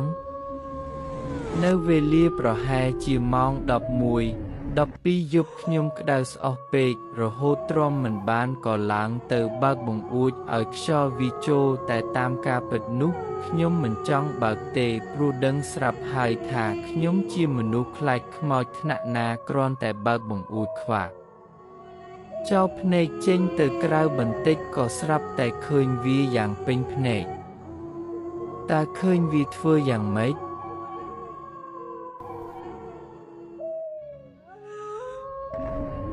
គឺគ្មានក្បាលឈរក្បែរបងផ្ទះមានសម្លៀកបំពាក់ជាសិស្សសាលាវិឈរយួរក្បាលម្ដងកាន់នៅនឹងដៃឆ្វេងម្ដងកាន់នៅនឹងដៃស្ដាំធ្វើហាក់ដូចជាអ្នកមកពីចម្ងាយយករបស់មកផ្ញើអ្នកផ្ទះអញ្ចឹងគ្រាន់តែដឹងថាខ្មោចកំបុតក្បាលភ្លាមខ្ញុំតក់ស្លុតស្ទើរតែរោគវិញ្ញាណដើរទៅរកបិទបង្អួចវិញមិនបានអាកាសធាតុក្តៅស្អុះស្អាប់ដូចនៅក្នុងលប៉ុន្តែខ្ញុំដេកទូភួយញាក់ដូចកណ្ដុរត្រូវទឹកពីថ្ងៃនេះទៅទោះជាក្តៅរហូតដល់ថ្នាក់ឆេះទៀតក៏ខ្ញុំលែងបើកបង្អួចជាដាច់ខាតការនិយាយគ្នាពីមាត់មួយទៅមាត់មួយបានធ្វើឲ្យអំណាចខ្មោចតាយហោងរបស់កុមារីនេះល្បីពេញភូមិនាងបានដើរបន្លាចគេពីផ្ទះមួយទៅផ្ទះមួយមិនព្រមឈប់អ្នកខ្លះខ្លាចដល់ថ្នាក់ឈឺស្លាប់ក៏មានភាពភ័យខ្លាចបានធ្វើឲ្យទិដ្ឋភាពក្នុងភូមិជាពិសេសគឺនៅពេលយប់ក្នុងចំណាំមនុស្សក្នុងភូមិទាំងអស់អ្នកណាក៏ខ្លាចខ្មោចកំបុតរបស់កុមារីនោះដែលលើកលែងតែនីកំឡោះខែងម្នាក់គត់ដែលជាក្មេងនៅវត្តថ្មីនោះតាំងពីតូចមកម្លេះនីខែងមិនត្រឹមតែមិនខ្លាចទេគេថែមទាំងចង់ប្រណាំងយកឈ្នះចាញ់ជាមួយនឹងរឹតខ្មោចតាយហោងរបស់កុមារីនោះថែមទៀតផងថ្ងៃមួយនីខែងបានដើរទៅក្បែរភ្លោរបស់ខ្មោចតាយហោងព្រមទាំងនិយាយប្រមាថដោយសំឡេងខ្លាំងថាខ្លាចជាខ្មោចគ្មានក្បាលមិនឃើញគួរឲ្យខ្លាចត្រង់ណាសោះសម្រាប់រូបអញនិយាយចប់នីខែងកញ្ឆាក់យករូបថតរបស់កុមារីដែលដាក់ពីមុខភ្នោកាន់ដើរចេញទៅប្រងើយ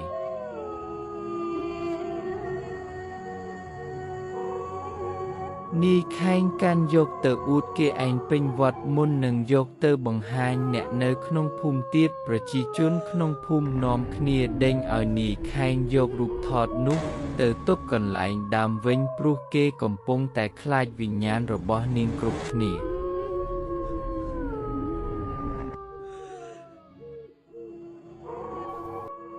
គ្រាន់តែប្រឡប់មកដល់នីខែងអ្នកក្លាហានក៏មានអាការខុសពីធម្មតាដូចមនុស្សធ្លាក់ភក់រងាញ័រញាក់ដូចមនុស្សលប់សិត100កន្លងមកទៀតនីខែងចេញបាត់ពីវត្តថ្មីទៅដោយគ្មានអ្នកណាដឹងពីចតាកម្មរបស់គេស្លាប់ពិបាកស្លាប់ស្រួលយ៉ាងណានោះទេអស់រយពេលជាង2ឆ្នាំទើបខ្មោចតាយហោងរបស់កុមារីនោះសាបរលាបនេះប្រហែលជាវិញ្ញាណរបស់នាងទៅចាប់ជាតិចាប់កំណើតបាត់ទើបបានជាលែងមានអ្នកណាឃើញឬត្រូវខ្មោចកំបុតនោះឡងទៀត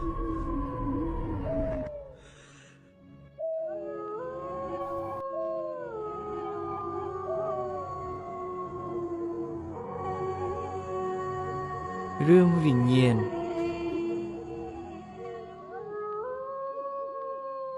នាងខ្ញុំមិត្តអ្នកអានម្នាក់ទៀតចូលចិត្តអានជាងគេគឺរឿងខ្មោចតែងតាមដានមិនដែលដាច់ទេអ្វីត្បិតមានរឿងមួយចំនួនគិតថាมันអាចកើតទៅបានទេប៉ុន្តែនាងខ្ញុំនៅតែចង់អានព្រោះវាដូចជាតាក់ទាញឲ្យអារម្មណ៍រន្ធត់សប្បាយទៅម្យ៉ាងដែលរឿងខ្លះមើលហើយខ្លាចមិនហ៊ានដេកម្នាក់ឯងក៏មានចាប់តាំងពីតូចដល់ធំនាងខ្ញុំមិនធ្លាប់ជួបខ្មោចទេទើបតែមកជួបក្រោយពេលមានប្តីនេះឯងរឿងនេះបានកើតឡើងប្រហែលជាមួយឆ្នាំកន្លងមកហើយនាងខ្ញុំសូមអនុញ្ញាតនិយាយរៀបរាប់តាំងពីដើមមកដើម្បីឲ្យមិត្តអ្នកអានដឹងដំណើរដើមតងនាងខ្ញុំជាកូនអ្នកទីក្រុងឪពុកម្ដាយជាអ្នកលក់ដូរពេលរៀនបានចេះដឹងល្មមក៏ឈប់រួចងាកមកជួយម៉ែលក់ដូររហូតមកពេលនោះនាងខ្ញុំបានស្គាល់បងចំជាស្វាមីដែលស្លាប់ទៅនេះនាងខ្ញុំបានស្គាល់គ្នាជាច្រើនឆ្នាំមកហើយតាំងពីនៅរៀនម្លេះបងចំជាអ្នកបើករថយន្តដឹកទំនិញឲ្យក្រុមហ៊ុនមួយទំនិញនាងខ្ញុំលក់មួយចំនួនក៏ទទួលមកពីក្រុមហ៊ុនរបស់បងចំធ្វើការនោះដែរបងចំតែងតែដឹកយកមកបោះឲ្យនាងខ្ញុំដល់ហាងគាត់ជាបុរសតែម្នាក់គត់ចូលចិត្តមកជែកលេងជាមួយនឹងនាងខ្ញុំដែលកាលនោះយើងមិនទាន់មានអីនឹងគ្នាទេអស់រយពេលប្រហែលជាមួយឆ្នាំឯណោះទើបនាងខ្ញុំបានទទួលសម្បត្តិសុំស្នេហ៍ពីបងចំនាងខ្ញុំមិនហ៊ានតបទៅវិញទេខ្លាចពុកដឹងច្បាស់ជាខ្លោចខ្នងមិនខានរឿងមានស្នេហាស្នេហឺតលាក់កំបាំងមុខម៉ែនេះគាត់ចង់ឲ្យកូនស្រីរបស់គាត់បានរៀបការជាមួយអ្នកមានឋានគ្រាន់បើបន្តិចកូនប្រសារមានស្ថានភាពទន់ខ្សោយជាងគាត់នឹងមិនឲ្យទេនាងខ្ញុំគិតថាបងចំប្រហែលជាគ្មានវាសនាបាននាងខ្ញុំធ្វើជាភរិយាទេព្រោះគាត់មានឋានតូចទាបក្រជាងគ្រួសាររបស់នាងខ្ញុំប៉ុន្តែគាត់ឧស្សាហ៍រកពេលមកជួបនាងខ្ញុំជាញឹកញាប់ណាស់នាងខ្ញុំក៏ស្រឡាញ់អាណិតគាត់ណាស់ដែរនឹងមិនដឹងជាធ្វើយ៉ាងម៉េចបើខ្លួនជាស្រីបងចំប្រាប់នាងខ្ញុំជាញឹកញាប់ថាទោះជាឪពុកម្ដាយនាងខ្ញុំបង្កប់ប៉ុន្មានក៏គាត់រកឲ្យតតែបានឲ្យតែលោកទាំងពីរបង្កប់ក្នុងភាពត្រឹមត្រូវប៉ុន្តែកាន់តែសេពគប់គ្នាជិតស្និទ្ធខ្លាំងទៅក្តីសង្ឃឹមនៃថ្ងៃរៀបការរបស់យើងក៏កាន់តែឃ្លាតឆ្ងាយទៅព្រោះនាងខ្ញុំបានទទួលដំណឹងរសឹបរសៀបព្រមទាំងបានឃើញផ្ទាល់នឹងភ្នែកពួកកំឡោះជាច្រើនអ្នកដែលមានមុខតំណែងខ្ពស់គួរសមគេមកមើលនាងខ្ញុំដោយមានការអនុញ្ញាតពីសំណាក់ឪពុកម្ដាយរបស់នាងខ្ញុំដល់ដំណាក់កាលនេះទើបនាងខ្ញុំមានអារម្មណ៍ថានាងខ្ញុំកាន់តែអាណិតស្រឡាញ់បងចំកាន់តែខ្លាំងឡើងប្រសិនបើបើកដៃឲ្យគាត់ចូលមកប្រកួតប្រជែងប្រាកដជាគាត់មិនឈ្នះគេឡើយម្យ៉ាងវិញទៀតនាងខ្ញុំគ្មានចិត្តស្រឡាញ់ពួកកំឡោះដែលពុកបើកដៃឲ្យមកមើលនាងខ្ញុំនោះសោះមើលទៅគ្មានត្រូវចិត្តនាងខ្ញុំឡើយនៅទីបំផុតដោយមិនអាចទ្រាំបានបងចំបានមកបួលនាងខ្ញុំរត់ដោយប្រាប់ថានឹងយកនាងខ្ញុំទៅនៅខាងផ្ទះបងប្អូនរបស់គាត់ថាប្រសិនបើមិនដូច្នេះទេនាងខ្ញុំប្រកាសជាធ្លាក់ទៅលើដៃប្រុសផ្សេងជាមិនខានគាត់អង្វរលូនទូថាប្រសិនបើនាង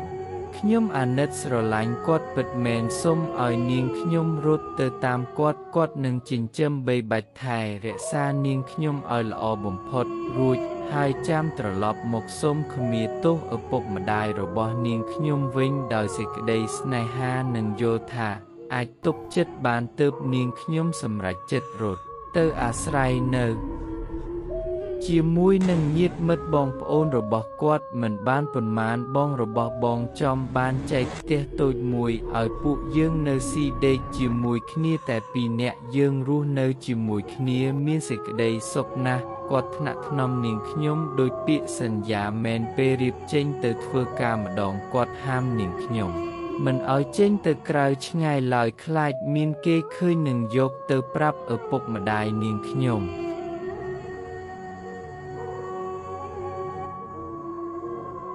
ប៉ុន្តែគួរឲ្យអាណិច្ចាយើងនៅរួមសុខជាមួយគ្នាមិនទាន់បាន1ឆ្នាំផងក៏កើតមានឧបត្តិហេតុខាងរថយន្តធ្វើឲ្យបងចំរបស់នាងខ្ញុំត្រូវចាក់ចេញទៅដោយគ្មានថ្ងៃនឹងវិលត្រឡប់មកវិញទាំងពេលនេះនាងខ្ញុំកំពុងតែចាប់ផ្ដើមធ្វើជាម្ដាយរបស់គេទៅហើយបងចំបើករថយន្តបុកគ្នាជាមួយនឹងរថយន្តកង់10នឹងត្រូវស្លាប់ក្រោយពេលយកទៅដល់មន្ទីរពេទ្យមិនបានប៉ុន្មានផងវាពិតជាគួរឲ្យសោកស្ដាយហួសពេកតាមពិតទៅថ្ងៃនោះ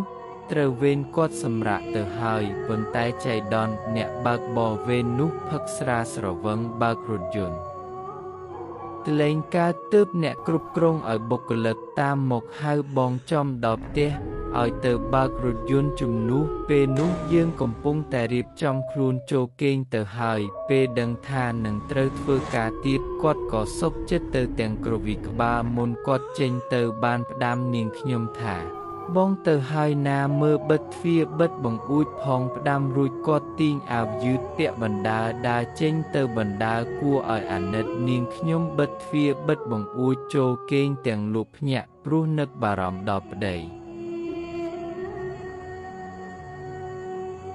មកភ្ញាក់ដឹងខ្លួនម្ដងទៀតស្រាប់ឃើញបងចំមកដេកក្បែរនាងខ្ញុំមិនដឹងតាំងពីថ្មើរណានាងខ្ញុំគិតថាបងចំប្រកាសជាអស់កម្លាំងនឹងងុយគេងខ្លាំងណាស់ទើបនាងខ្ញុំមិនហ៊ានដាស់សួរនាងខ្ញុំក៏សំងុំគេងម្ដងទៀតទៅពេលភ្ញាក់ដឹងខ្លួនមកម្ដងទៀតក៏កើតមានអ្វីខុសប្លែកពីធម្មតាព្រោះនៅពេលនាងខ្ញុំបោះដៃរាវរកប្តីស្រាប់តែមិនមានប៉ះទាល់តែសោះម៉ោងប្រហែលជា3ឬ4ទៀបភ្លឺប៉ុណ្ណោះប្តីនាងខ្ញុំមិនដែលក្រោកទៅណាទេនាងខ្ញុំប្រញាប់ងើបឡើងតាមរកក៏មិនឃើញចំណែកទ្វារនៅខ្ទាស់ពីខាងក្នុងដដែលបញ្ជាក់ថា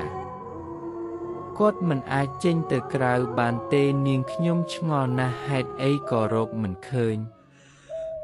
នាងខ្ញុំស្រែកហៅក៏មនុស្សឆ្លើយទៀតពេលនេះនាងខ្ញុំលែងហ៊ាននៅផ្ទះម្នាក់ឯងព្រោះមានអារម្មណ៍ថាស្វាមីប្រហែលជាមិនស្រួលហើយនាងខ្ញុំបើកទ្វាររត់សំដៅទៅផ្ទះមីងមីរបស់បងចំដើម្បីសាកសួរមើលតើឃើញគាត់ដែរឬអត់ពេលទៅដល់ឃើញញាតិមិត្តរបស់បងចំ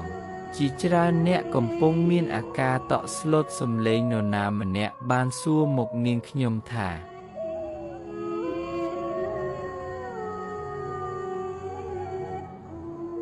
បានដឹងរឿងអាចំហើយឬបានជារត់មកទាំងស្លន់ស្លោដូច្នេះ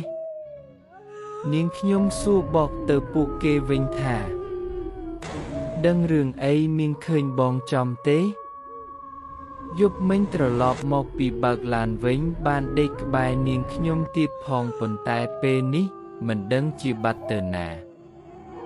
ពួកគេទៅមកនាងខ្ញុំវិញថាយល់សពទេដឹងអាចជុំត្រូវរថយន្តបុកស្លាប់បាត់ទៅហើយត្រឡប់មកវិញធ្វើម្ដេចនឹងកើតពេលបាននឿដូច្នេះនាងខ្ញុំស្រាលខ្លួនស្លេវស្លឹកត្រចៀកហឹងងឹតទប់ខ្លួនលែងចង់នឹងពួកគេបន្ថែមទៀតថាខាងក្រុមហ៊ុនគេមកប្រាប់អំបញ្ញមិញនេះថាអាចចំបើកឡានបុកគ្នាស្លាប់បាត់ទៅហើយពេលនេះសាកសពវានៅមន្ទីរពេទ្យឯណោះពួកយើងរៀបទៅប្រាប់ចៃដន្យឯងមកដល់ល្មម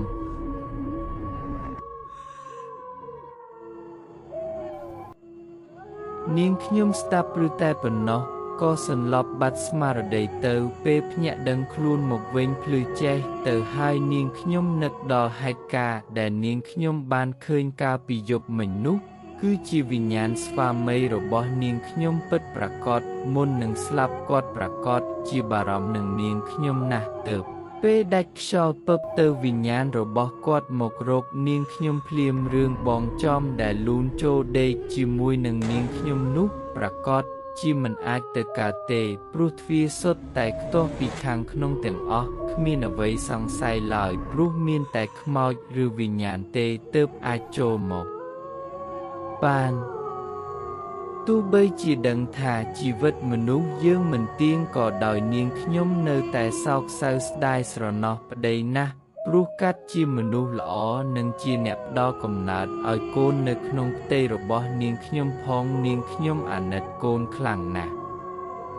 ពេលវាកើតមកគ្មានឪពុកនឹងគេនាងខ្ញុំសូមអនុញ្ញាតមិននិយាយពីការធ្វើបុណ្យសប្តីអីនោះទេគ្រាន់តែបញ្ជាក់ថាក្រោយពីបុណ្យឲ្យស្វាមីហើយក៏លេចជាដំណឹងដល់ឪពុកម្ដាយរបស់នាងខ្ញុំពួកគាត់ក៏តាមមកទទួលនាងខ្ញុំឲ្យទៅនៅជាមួយវិញដល់មកនាងខ្ញុំប្រសូតបានកូនប្រុសនិងនៅជាមេម៉ាយកូនមួយរហូតមកដល់សព្វថ្ងៃនេះ